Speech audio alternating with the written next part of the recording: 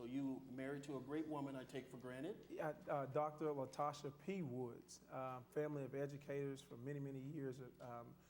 Married actually upward. I'm married above my pay grade, they say. But wonderful family. I have two sons, Camden and Landon. One is 4, and my oldest son is 7. And I have my 3 sons. Actually, I have an adopted son, Kobe, my great nephew that we took in about a year and a half ago. Would you tell us, Renell, give us your perspective of the kingdom? I mean, do you remember the first time you heard the kingdom message? Wow. Yes, it was probably 1999, and I didn't know the seed was planted, but I heard Dr. Miles Monroe preach on purpose. And he said, if you want to know the purpose of a thing, don't ask the thing, but go ask who created the thing. And it really changed I just got saved in 97, so it's like 2 years later, and I heard that, and I was like, I was searching, I had a seed of purpose lit inside of me, but I didn't understand that was the kingdom already started to work, because to be able to understand the kingdom, you got to really start understanding your purpose. And then later in life, and coming through the Kingdom Summit and Kingdom Training, it started to open up my eyes broader to what the kingdom is. And you know, in Genesis, God give us that mandate, you know, go forth and take dominion, which in Hebrew, it's the root word for dominion is rada, and it means same thing as also as kingdom. And so it just really started to understand what my purpose is and go out through the world and be able to be disciples of Christ. So tell us how your life has changed since you heard the kingdom. What are you involved in? What do you do every day? What does your day look like? Wow, I wake up about 3 o'clock in the morning and start to try to pray and wake up and get some exercise and start to seek the Lord. I work in government, and so I have government on twice a month that we work in our city, serving on the city council. I also have a business that God gave me a witty idea, that I have a small business that we run. And also, we work with our state government, work with USDA, and I have after-school programs that we run. And in that, we have a mentoring program that we teach young men how to be young ambassadors for Christ in our community. Okay, so tell us, go back to government. In those 3 parts of your life, besides family that you live, which one do you spend the most energy in? Wow. Honestly, I wake up and I go to work. I work till about 4, 5, sometimes 6 o'clock, and I go home and we spend time with the children. And then I have to make that sacrificial time, because my wife, she's not going to sleep unless she get her quality time. So I have to do whatever I have to do to make that time work for her. The revelation that I've understood in kingdom, that Christ, which is our Lord and Savior, Jesus Christ, who is the King, if we continue to seek him for everything and put him first, he will supply everything that we need, even in our weaknesses, even in our strengths. He supplies that. And so that has been a true blessing in this age in my life, to understand what the kingdom is and how he supplies. So what brings you to Omaha? Well, this is a whole nother facet of the kingdom of God that I never seen before. What God has done in your life, Dr. Martin, and this great church and ambassadors that you've raised up, and the team that you have at this church together, this is a model for the world. And I've always was taught, if you stay with chickens, you'll be with chickens. But if you learn how to fly with the eagles, then you'll learn how to be with the eagles. Okay, the last thing I want to ask you, well, maybe close to last, is you have a dream. The way we met years ago, you had a dream, and I won't let you let go of that dream. What is that dream? Yeah. When I got saved, the Lord showed me something. I played football for Arkansas State University back in Arkansas.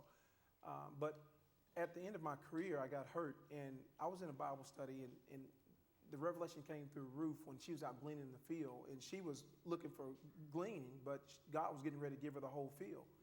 And the revelation came that, you're not, and I was seeking to play professional football at that time.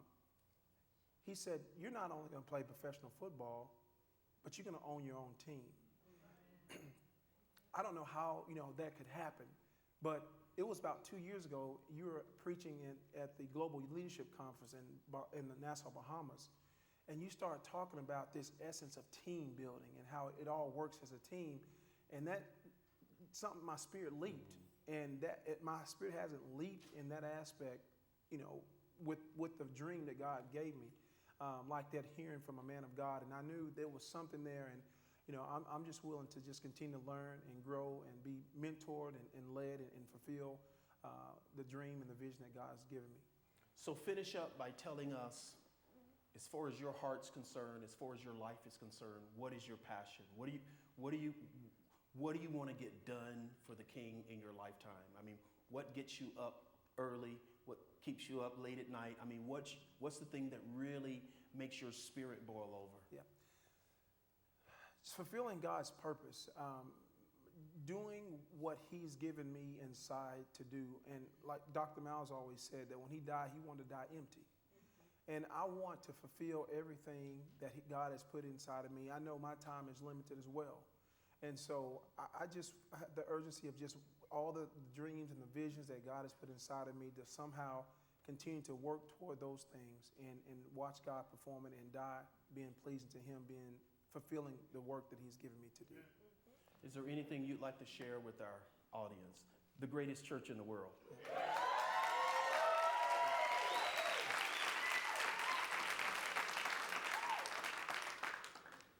You are the greatest church in the world.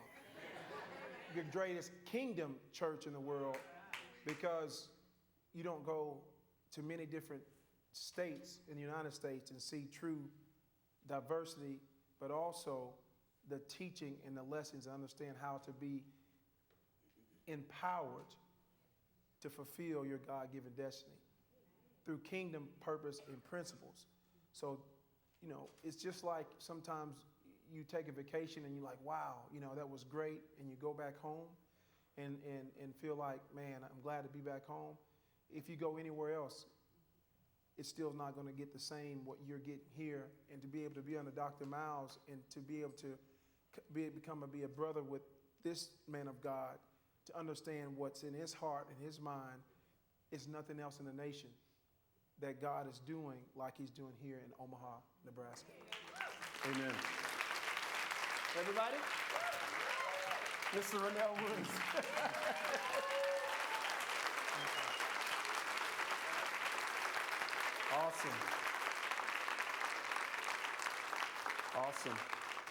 Awesome. You can stay on your feet, and let's welcome from Tijuana, Mexico, Pastor Richard Veloz.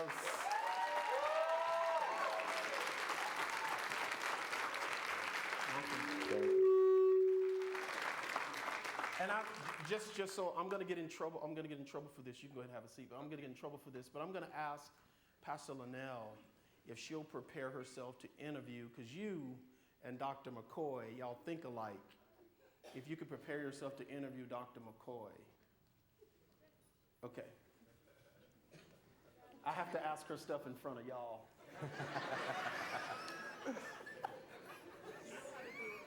Because if we was at home, she'd be like, you lost your mind. Pastor Richard Veloz, this is not your first time here at Ambassadors Worship Center, but it's the first time that they're going to actually get to hear your mind and your heart. Okay. So don't mess up, right? Okay. Thanks for coming and just to spend some time with us. So tell me, as far as the kingdom perspective is in your heart, what do you see? What are you feeling? What's going on in your mind right now?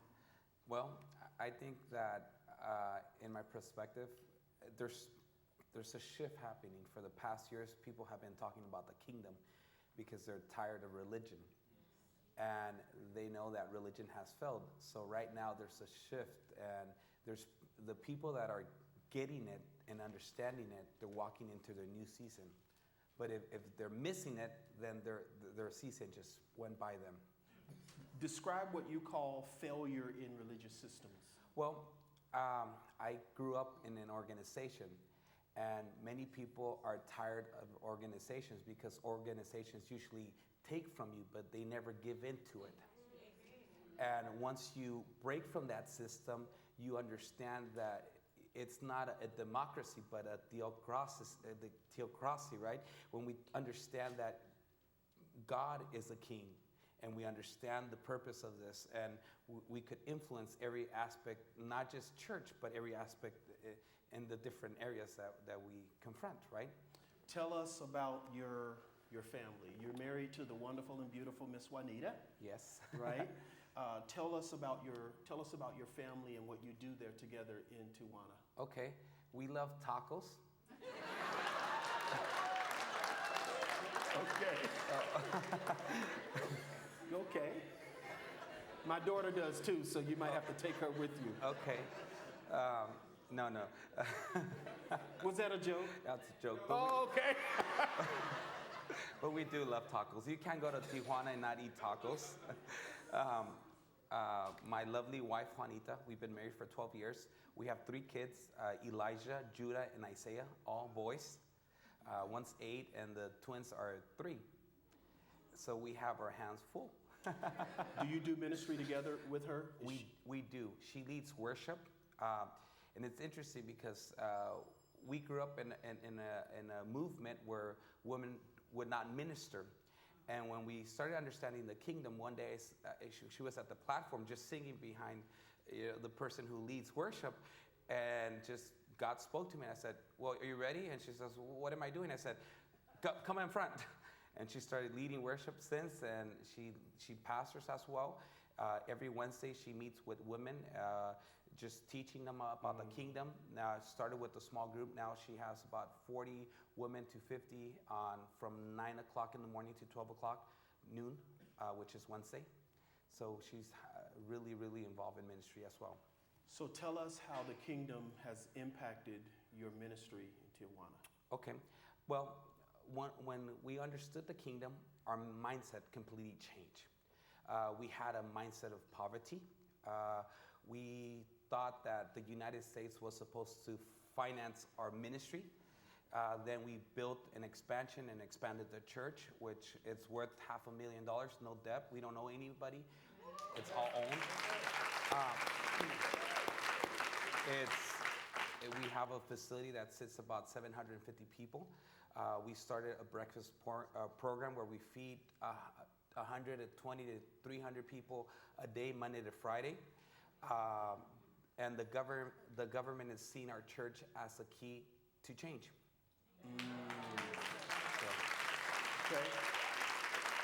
So tell us specifically, what did the government see in your church, and now how are they relating to you?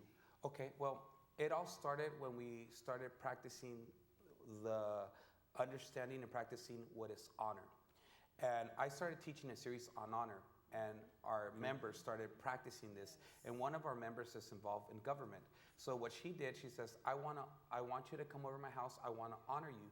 And when she did that for 50 members of government, then they said, who's teaching you this? We want to know who's teaching you this.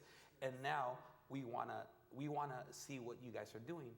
And that's how we were able to make changes. And the government said, well, you guys are doing different things that no other church in Tijuana is doing. And our population in Tijuana are 3.5 million people. Wow. So that means that's about our population. There's no kingdom churches in Tijuana. Okay, so you said there are no kingdom churches in Tijuana. So what's that like being a kingdom church in Tijuana? Well, you have to be ready, and you have to understand that people are going to criticize you.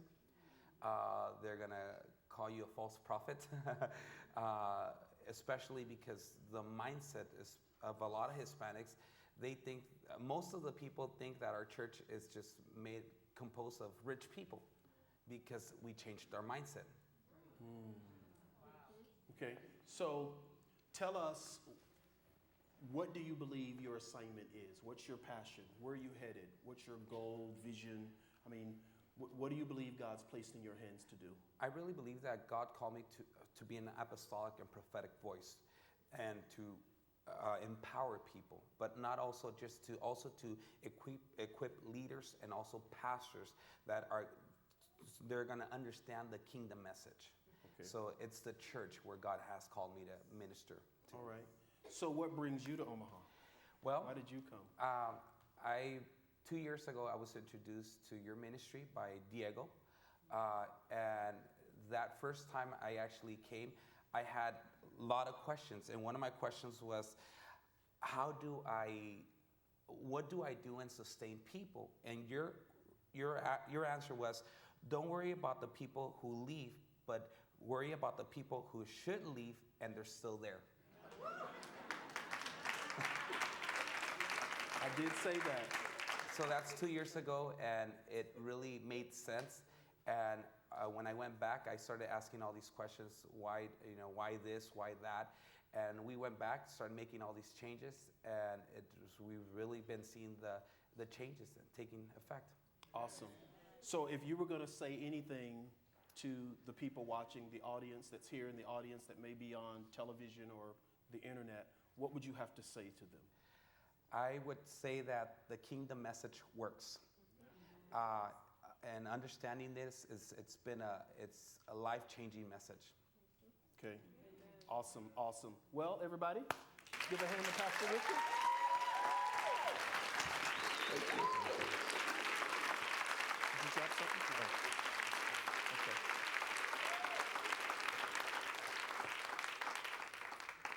Yes. Okay. All these people are very special. As Hubert comes up, y'all know Hubert, but I'm going to introduce him. All these people are very special. I forgot to just say this, though. Probably you can sit. Probably one of the most important things that happened today is that you had people from your culture who impacted our time together. You had who are not necessarily living here, but we talked about Rebecca Carruthers, but also Rebecca is watching now, but we also had April Dobson that came back into town for these meetings. Supernatural impact. Just a real supernatural impact on our time together today. Stacy was a part of our meeting. Leslie was. I mean, we were stuck in that room for a while talking and discussing, but I'm really excited about what's coming next. I'm really excited about what's coming next. Everybody, welcome Hubert. Mana. Yes, sir, you got it right. I got it right this time. Yes, I got it right this time. Are you on? Yes. Well, Am I on? a lot of us know you, Hubert. We have an issue with you, and I'm going to tell you what it is right Tell me. now. Yeah, we got a problem with you. Oh boy. Yeah. We have a problem with you because you have never brought your wife here. Yes, I did. Did I miss it? Yes, I did. So I'm in trouble? Yes. I'm in trouble. Yes. Your wife's been here? Yes. The last time. You're not supposed to help him, Josh. So you're Yeah, you. Yeah. okay. Then I apologize. Okay. I'm off the hook? Yes, sir. Okay. So tell us about your family. I was born in East Africa, in Rwanda, the great country of Africa, and I survived the '94 genocide that took more than 1 million in just 100 days. And my wife and I are all genocide survivors. We have 3 kids, 12, 5, and 3. What does it mean? Because you say those words, and you're probably the only person in the room that can say, or the only person in the audience with most of us at any time that can say they survived genocide. The words kind of roll off your tongue. But what does that really mean, you survived genocide? It means that the government at the time, 21 years ago, decided to kill one tribe and exterminate it. Tell us the 2 tribes. In Rwanda, we had 3 tribes, the Hutu, the Tutsi, and the Twa. The government, which was the majority of Hutus, they decided they were going to kill all the Tutsis or those who helped them. There are so many Hutus that died, either because they looked like the Tutsis or because they didn't want to get involved into the killings or because different reason or political reasons, but that was the main thing. So what does it mean to survive genocide? Before I understood the kingdom, it means, okay, you don't understand. But once you understand the kingdom and you understand your purpose, then as crazy as it may sound, it makes sense. You understand why. Because when you discover what your purpose in life is, you understand why you had to go through what you went through. So you believe that surviving genocide is connected to purpose for your life. Oh, You yeah. survived genocide for a purpose, for a reason. Absolutely. Do you know what that reason is? Yes. Will you tell us? Because genocide is a leadership program. Genocide, any genocide, because I was going to say in my country, but any genocide is a result of a bad leadership. So I had to experience the highest lack of leadership for me to be able to reintroduce the real leadership.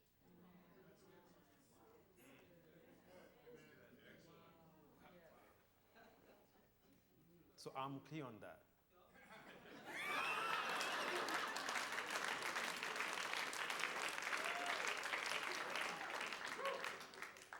I was just writing a book in my head, but I'll let you write that one. So what is the original leadership? What should leadership look like around the world? Leadership is any person who sees a better future. A leader is any person who sees a better future for the humanity and accept to pay the price to bring it to the present. You might ought to stop and tweet that right now.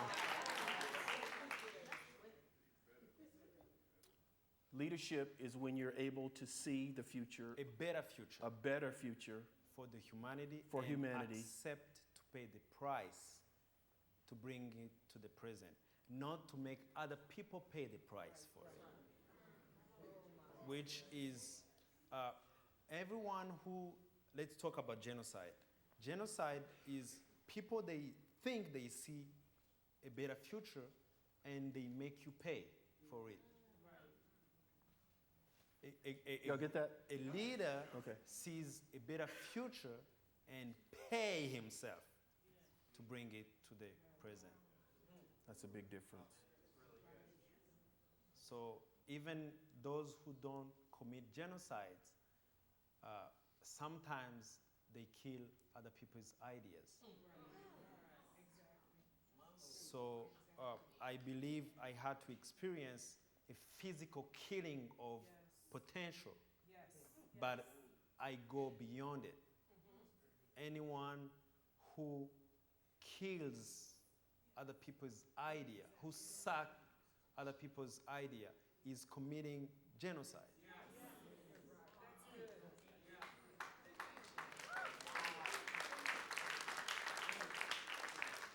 So tell us what you do. What's your heart? What's your specific area of leadership? My heart is for everyone that will be able to be on the sound of my voice to discover and be connected to their kingdom destiny. How are you going to do that?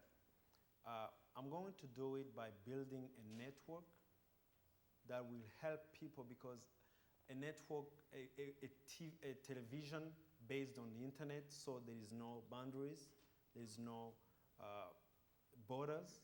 So on that network, I will collect people who have the teachings, who have the skills, and who are doing things in order to help everyone who will need it, to make it available for people to be able to go there and discover their purpose, but not only discover it, but become it. So Awesome. I believe my purpose in life is, in one sentence, is to connect people to their destinies. Amen. Amen. Well, so this is an opportunity. I mean, I really respect you with the other leaders who've come. this is just an opportunity just to speak into this great house, this great culture called Ambassadors Worship Center. What's in your heart for us? What's God telling you? What do you feel? What are you sensing? One of the way to connect people to their destinies is to restore the honor to their fathers. I believe your destiny is always hidden in someone else's life. Who is the one I call a father? Once you discover who that person is, you have to serve their purpose so it can bring out your own purpose. Let me give you an example in 1 minute. When the angel came to Mary and said what her purpose was to bring Jesus, she said, how is it going to be done? The angel gave two answers. The angel said, the Holy Spirit will come to you. But the angel said, even now, Elizabeth, watch him now. Okay. He said, the Holy Spirit will come, but the Holy Spirit is not enough. The father in this particular setting is Elizabeth. And the Bible says, Mary stood up and went straight to Elizabeth because she was ahead. And I was like, okay, someone who's pregnant in his first month is the one who needs help too, because that's when you have nausea and all of that. But she went to serve the one who was in her 6th month.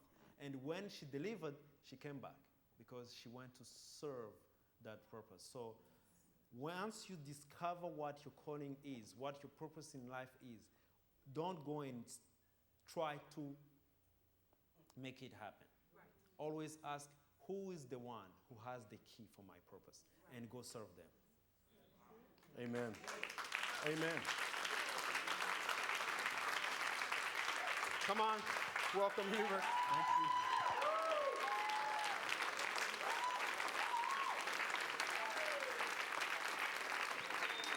you. Well, I hope this is all right for y'all.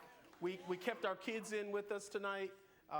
Culture's in here with us. Hope you're learning, taking some notes, right? Pastor Linnell, I think you're coming, aren't you?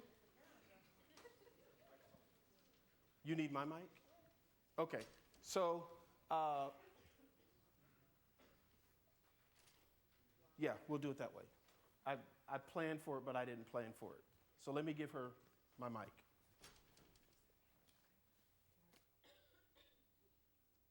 Can I turn my mic off and give her the handheld? That's what we'll do. Then I'll ask you to welcome Pastor Linnell to the platform.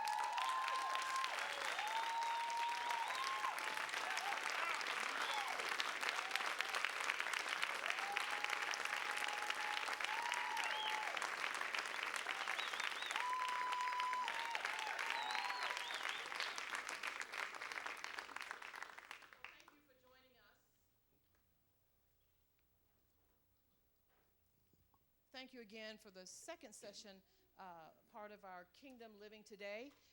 You can see that this is off to a wonderful start, and it's all about provoking life inside the kingdom of God through God's ambassadors, which we are. Amen? Amen.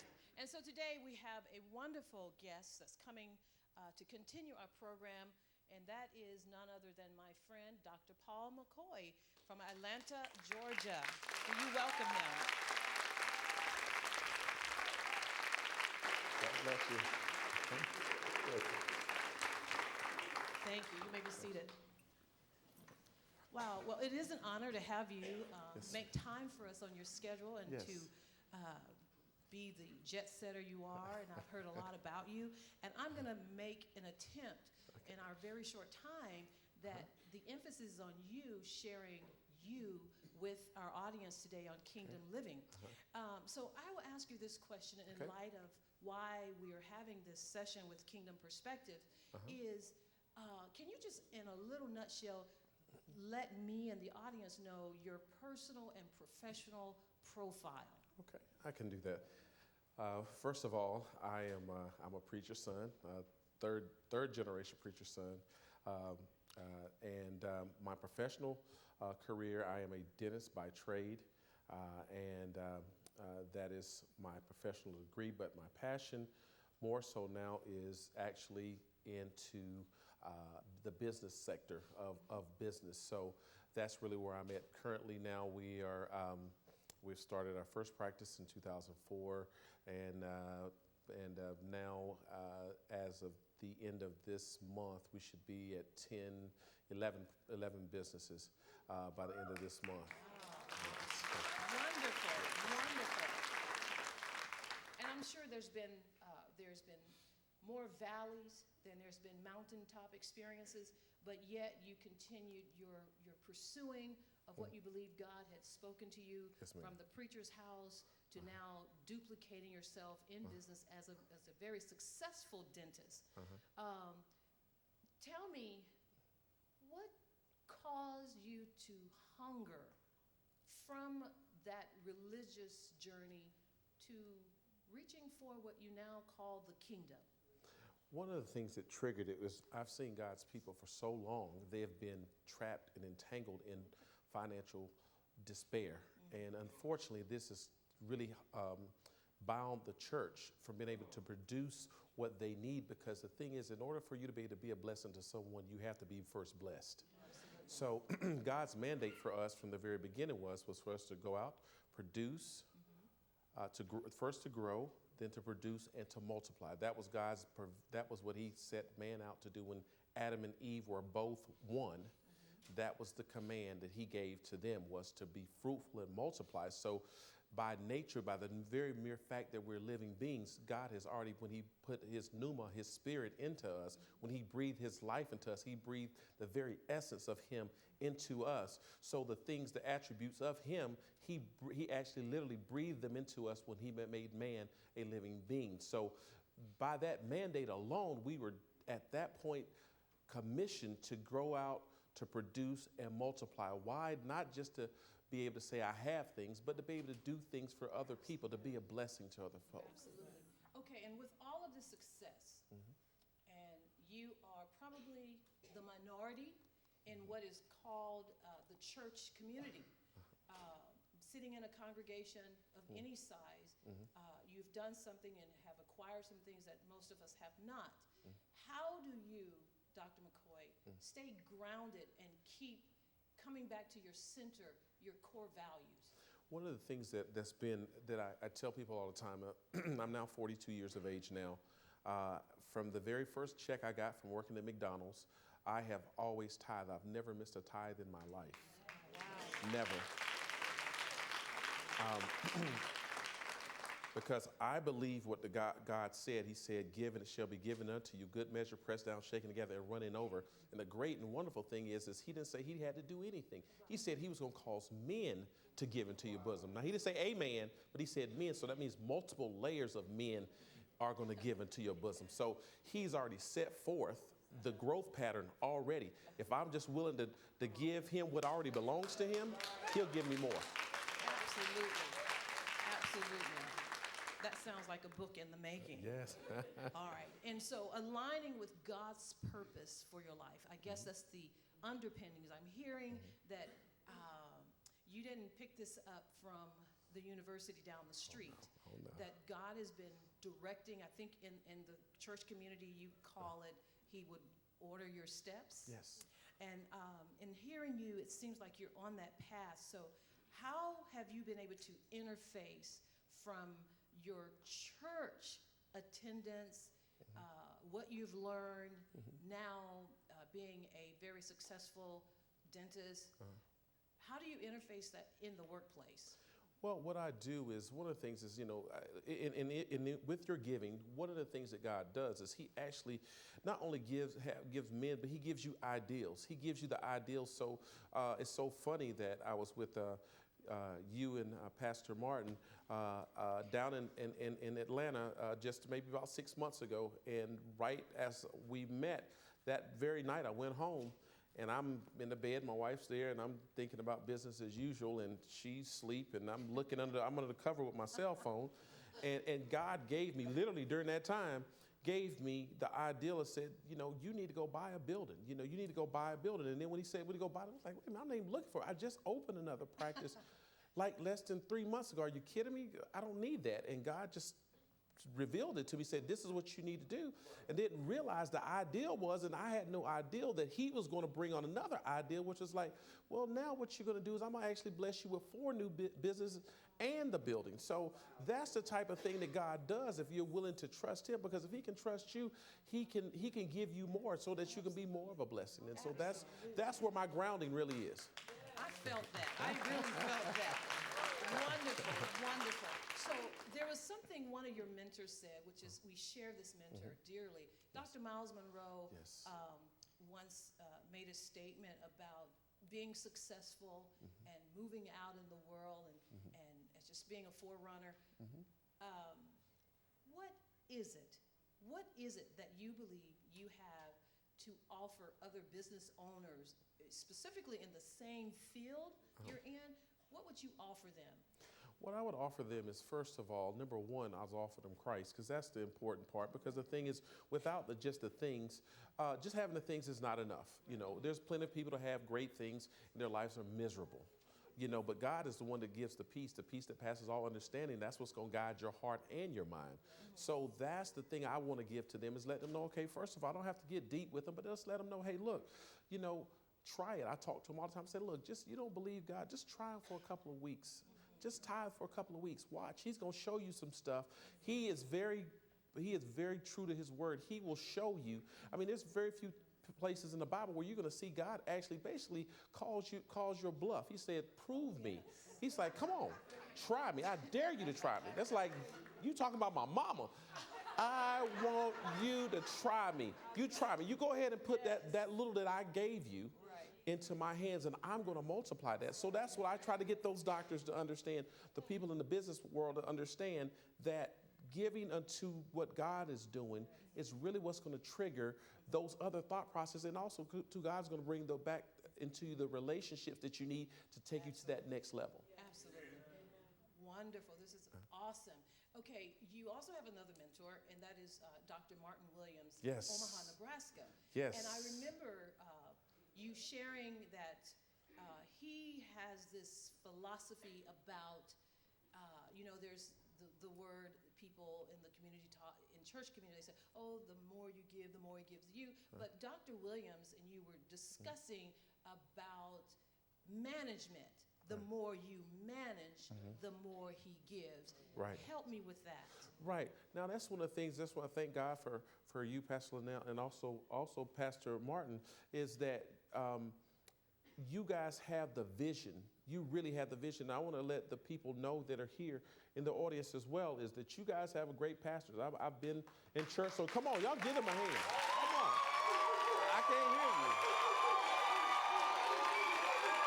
Okay, all right. That's what I'm talking about. Yes, y'all have great pastors. You guys, I'm not just telling you that. I'm truly mean that, because like I've talked to the two of them in times past, I've told them, I said, there's very few pastors who have the heart of trying to build the kingdom for the kingdom, not building the kingdom for their lives, but building the kingdom for the kingdom. And that's really the essence. So they are a rarity. I'm just letting you know that sometimes you take for granted, we all take for granted our gifts because they're there. You have a great gift in these two great pastors, because one of the things is they understand business. Most pastors have no clue about business, zero. Only thing they can do is they can pray, they can fast, but when it's time to put the rubber meets the road, and they got to deal with contractors and deal with business folk, and these people, y'all pastors have it. They have it. They have both sides of it, the ministry and the business. So you all should be really excited about this couple. I mean, I wish I lived here. I'm excited about them, so I'm always been happy to see the two of them. They always say all the good things in life somehow has to come to an end. I don't truly believe that. Right. I met one of our dear, one of our mentees, she's like an ambassador for happiness, and she is just a little fireball. Yeah. So I think a little of that I picked up on. Nothing has to end. We can just get more and more and more inside the kingdom of God. So we have just a few more seconds here, and I want to ask you your last words. If you would just give a charge to, I believe there are business owners in our audience today. If you would just stand, if you were a business owner, and just what would you actually say to provoke these incredible business owners to move to the next level? Wow. Wow. Wow. Amazing. I love to see this. One of the things I would say is to tap into what God is doing with the pastors here and the vision here. One of the things is that you want to do is one of the things that I did is one of my things that I've done is you want to make sure that you're giving first fruit. Every time when you have increase, now some people understand first fruit, some don't. You need to understand the first fruit, okay? Like what I do is when I get a business, what I do first fruit theoretically speaking is, okay, whatever increase I get on that first time I get something, I need to give that back to the Lord. Now, the thing is I went on and took it to the next level because I want to believe God in a higher level. I want him to bless it even better. So what I do the first day of whatever I get when I open a new business or practice, I have a limousine service too. So I do other things outside of just dentistry. So what I do is I give that first day. I don't care how much we make. Now, all of it ain't profit, true enough. But am I going to get into the semantics with the person who gave me everything I have? No. I just like, you know what, we make $10,000 a day, cut a $10,000 check. Amen. Give him that first fruit. That's what I would always tell you all. Give God what belongs to him, and he's going to always send you the provision. God gave you the vision for where you're going, so he's already sent the provision before you were even born. He had it in place for you. So tap into your pastors. They have the heart of the people. They have the heart of business people, and they have the heart. Number one, they have the heart of God. So I would say to the business people here, get behind them, push them, support them. You're going to turn around and you're going to see your businesses just growing and growing and growing. You're like, what happened? God is honoring that you're honoring his house. So he's going to bless all of your endeavors, and he's going to continue to increase your territory. So sow into the word, believe the word, even when it seems like nothing is not coming in. You continue to give. There was times, hey, I had to give with nickels and dimes. Hey, I had my doctorate, and I had to put nickels and dimes. But you know what? I had the nickels and dimes to put in, and that's God. So God never failed on his word. So always remember, keep the faith, you business people, you people out here that have business in your heart. Go ahead and thrive. Touch bases with these other people who have businesses. Touch base with the pastors. Get in tune to what they need to do. But the first thing you need to do is first, if you want to be a leader, first serve. Yes. I served. That's one of the things I didn't talk about. I served under my father for years, even in college. I would drive home to do that. Serve. That shows a true leader is a server. If you want to show it, I have no problem with coming and submitting. I have 50 or 60 employees, but I have no problem. I'll go and submit in a minute. She goes and say, Paul, look, can you go back and clean up this bathroom real quick? No problem. Okay, in that suit? Yeah, no problem. Why? Because I don't have a problem with submitting to authority. Submit to your authority, God will bless you. Wonderful, wonderful. Thank you, Dr. Paul, and for sharing here today on Kingdom Living Today. It was a tremendous and very impactful what you shared with us. And I'm sure all of us have gained a nugget that we can carry from this to have a brighter future ourselves. Yes. So thank you so much. Thank you so much. Thank you.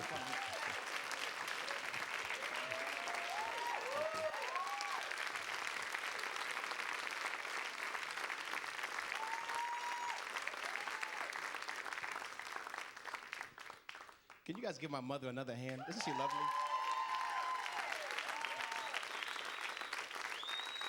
Okay, you may be seated. We're going to jump right into this. I'm going to ask Pastor Jermone Glenn to approach the stage this afternoon.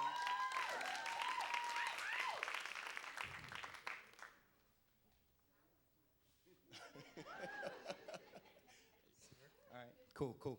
So, first question is, could you share just a little bit about your platform and your purpose? Platform being what it is that I do.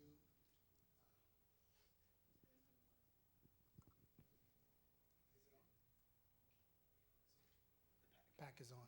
There we go. All right. So my platform.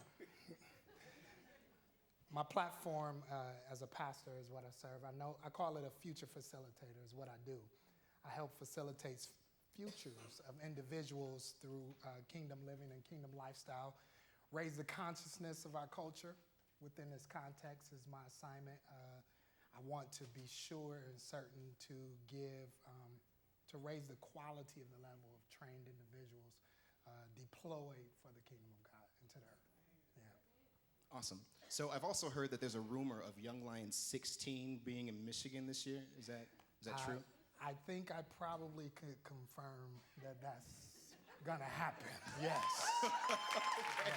Okay. So it's a possible maybe. It's a strong possible. No, we're looking forward to hosting this incredible encounter, Young Lions, for that 19 to 39 demographic of young professionals with kingdom assignments and just really equipping them and mobilizing them for movement. It's going to be exciting times in July of Grand Rapids, Michigan, July 14th through the 17th. Going to be incredible. Don't miss it. Okay, that's a great plug. Don't miss it. So we're just going to jump right into the first question. So being that your purpose is millennials, those from the ages of 19 to 39, the first question that we have is, when it comes to millennials, what do you believe is our most untapped resource? The millennials' most untapped resource? I think that they live in an information age where know how to get information and be equipped. I think they just need to be mobilized properly, trained properly and mobilized properly to be put in the right position. Millennials are not afraid, fearless in a sense. And so to balance that process is what they do not understand because they haven't had to go through process as much. So they get a lot of advantage. So they want everything immediate right now. And so there's a balance to that side that when process steps in, then, making sure that they're equipped for the long run and that they're well balanced in who they are. So that they're audacious in faith, but yet it still have the substance that's necessary when the wind starts to blow, that they don't move. Because the wind will blow. Yes, the wind will blow. Okay, so you talked about process, saying that it's something that millennials don't necessarily have the opportunity, and sometimes in our job sectors or just in life, that comes as experience. That's right. Where we will not be hired because we don't have experience, but where do we get experience for a position? Yeah. The next question that kind of segues into that is, in this process of development, personal, our jobs, or just us as people, where are we missing the ball in that development stage? In terms of millennials missing correct. the ball, well, process, everything in your life has prepared you for the moment, right? So there's nothing that exists that there's no opportunity that God creates for you that you are not equipped for, right? But the thing about process, it comes with stick-to-itiveness and focus and intentionality. So the sooner, not as millennials, but as young people, as children, the sooner that we engage children into purpose and passion and unlocking potential and knowing where their skill set is, then it sets them on a track sooner to not jump all around. And so the reason why employers suggest that millennials lack experience in some way is because their idea of stick-to-itiveness is until I get bored or until I get tired of a job or until the opportunity closes the door.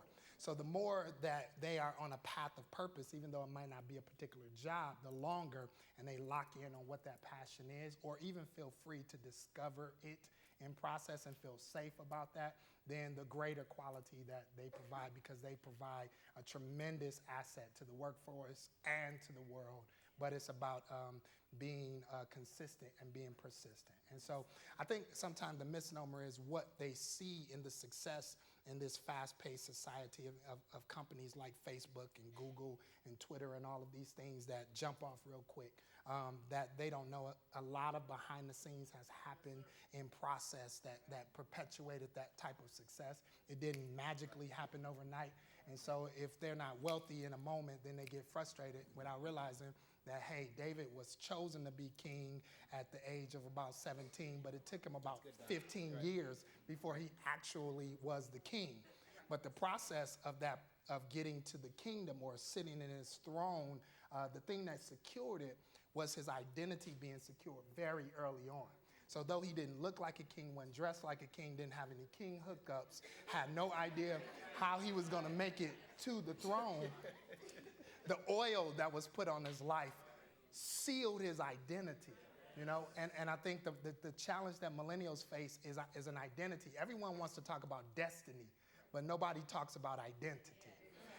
And when you know who you are, when your identity is sealed and settled, then it doesn't matter where you go, because you can be a king anywhere. You know what I mean? And so I love that story about David, because Samuel poured the oil on him, said, "Hey, you the next king of Israel. You're gonna be the greatest one." But then Samuel didn't say, "Come go with me. Let's go now. I'm gonna take you back." He was like, "All right, bye. Going back to finish some sheep. Go and finish writing that poetry." You know what I mean? and he basically sent David back with a promise, you know, that he had to be sealed in his heart, that my daddy didn't get it, my brothers didn't get it, nobody in my family, they overlooked me for the party, but hey, I'm a king, and even though I'm a king, I can still serve lunch, I can still sit at the feet of Saul and play this harp, because my identity has already been settled. And I think if we can settle the identity of greatness in the hearts of millennials, then we don't have to worry about if they'll get there, because they can be a king anywhere. You know what I mean? Yeah. Let me calm down. So, Let me calm down. Gotta calm down. You're straight. So that's actually kind of interesting, because any person that's been to this facility while you're here, you always segue back to David, between the difference between identity and destiny. So as you were speaking about 2 questions ago, that this generation of millennials, we want everything now, but we don't necessarily know how to serve our gift now. Right. We want to serve at the very top of it. How do we do that? How do we respect the position that we want to be at by serving underneath that position? Well, I think when identity is settled, then you're not anxious, because the place, you make the place doesn't make you, right? So the throne was established, kings were established, but none of them were noted to be called until David, the greatest king, or the predecessor of the greatest king, which of course is Jesus. But a kingdom, or that idea of a king, was already established. I think when you settle in identity and purpose, then you're not in a hurry, because you realize that everything is building your repertoire. All skills are transferable, right? All skills are transferable, so you lose nothing. So David, the sheep herder, that was isolated, that was a musician, that was a poet, that was a fighter. I mean, even David, when he got ready to fight Goliath, and Saul tried to put on his armor, David said, "I don't know this stuff. I haven't proven this. This isn't my millennial tools. But yet and still, what I do know is how these 5 smooth stones and a slingshot work." Now, it might not be conventional. It might not be traditional. It might not be what you're used to, but it works. And I know how to work it. And what I love about that story is, as he was building this repertoire, every serve opportunity created the next portal or the next door for the next thing. Every serve opportunity put him in the light, because the thing that you can embrace in identity is that when you're serving, you're solving problems. So every problem that you solve, every solution that you provide, creates an opportunity for your next opportunity. You know what I mean? And so what David was doing was, he got moved to the kingdom the first time because he was a musician, because Saul needed a musician. And because Saul needed a musician, that grace or that skill that he had that ability. Then serving his father's lunch put him in front of Goliath. and put him in front of Saul with the familiarity to fight. After he did that, that put him in front of to be head of the captain of the armies. After that, that put him in a position to get next to the throne, to put him in exile, to bring him back. So everything built on the next thing. So there's really no rush when you master your skills wherever you are. Everything is always building to the next thing, because as I said, everything in your life has prepared you for this moment right now. So you had made a comment talking about being in front of kings and being put into those positions where you're actually put in that place of leadership. Yes. So the Word of God says that your gift will put you in front of great men. So now that we've taken care of who we are, we not just our identity, but we know what our destiny is. We know who we are in our identity. Now we're in front of the great kings. Can you teach us how we execute our gifts in front of the king in that position? Yeah, I would say most importantly, oh, he's leaving me. Oh, okay. I'll stay seated. I'd say most importantly that when you get an opportunity or God creates an opportunity like that for you, the point of mastery and self-mastery, most importantly, before you get that window or before you get to that opportunity is so crucial, because we all know you never get a second time to make a first impression. When you get the door open, when the moment comes, you have to have the goods. You know what I mean? You have to have perfected what it is that you have learned and developed, and you have to be tempered in your character. You have to have emotional intelligence in order to be sensible and know what's proper and what's most proper and what's most needed at that time. And you have to wear your greatness with humility. So the more you hone your skills and your talents, then the greater opportunity that God creates for you. But that has to be worn with humility, and that's how God trusts you with more on every level of service and every level of opportunity. It is because you've mastered and you've perfected where you've been that you get trusted with more and more and more and more. And so just right there, you know, in my wrap up of thought, I just believe prophetically that if I had to make a suggestion or say something to this church, it would just be encourage you to not be afraid to live what you're taught. You know, like you have one of the greatest teachers and thinkers in your pastors, and you have one of the most audacious in faith. They don't just preach it in principle, but they also make it alive, practical. And all you need when you sit under this type of teaching in this type of house is the courage to actually do what you're told. All you got to do is take some notes, buy some CDs, read some books, and line by line, precept upon precept, put it into action, because this stuff works. You know what I mean? And I just believe that in 2016, that AWC and everybody that's in this room, I believe that you are in prime position, that God is moving you in prime position to create great opportunities for you that you have not seen before. And I believe that these things are coming out of your person and coming out of your purpose and coming out of the fact that in times past you have equipped yourself, you have listened, you have learned, you have sown. And in 2016, I just believe that there's a harvest coming in your assignment, that there's just there's ground that has been driven in territory, and the reality of the kingdom of God in a witness, not in traditional evangelistic methods, but by point and precept, like you can point to people and say, that worked, this is working, and God is really doing that. And in your assignment living or your potential of assignment, I just want to think about this one significant in the book of Acts. There's a story of Peter going to the prison, and when Peter goes to the prison and he gets locked up, and the church, they pray all night for Peter to get out of prison, and they're praying and they're doing their due diligence as a church, because prayer works and it's effective and it's powerful. And when the prayer works and God does something that they had never seen before in a way that they had never seen it done before, sent an angel in the middle of the night, uncuffed Peter. Peter comes walking out the prison through bars, through barriers, through gates, beyond barriers, beyond walls, beyond windows. Everybody's asleep. Nobody has any idea what's happening. Peter's just walking through stuff. I just believe in 2016 you're going to walk through stuff that's been holding you back.